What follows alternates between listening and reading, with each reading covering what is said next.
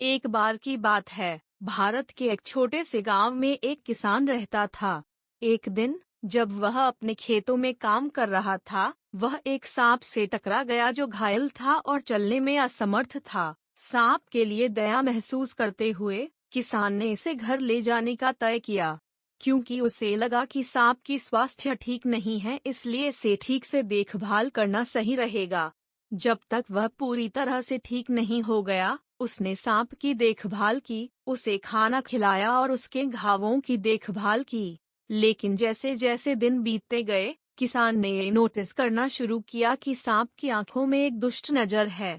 वह सांप के आसपास असहज महसूस करने लगा और सोचने लगा कि कहीं उसने उसे अपने घर के अंदर ले जाने में गलती तो नहीं कर दी। एक दिन जब किसान सो रहा था, सांप उसके ऊपर झपटा, वार करने के लिए तैयार हो गया।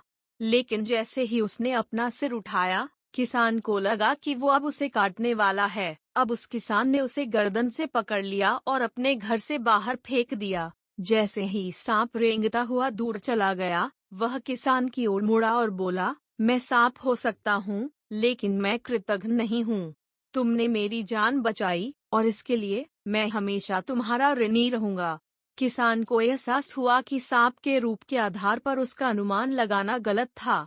उन्होंने सीखा कि दयालुता के छोटे से छोटे कार्य का भी बड़ा प्रभाव हो सकता है, और यह कि हमें हमेशा दूसरों के साथ करुणा और सम्मान के साथ व्यवहार करना चाहिए, चाहे वे कोई भी हों या वे कैसे दिखते हों।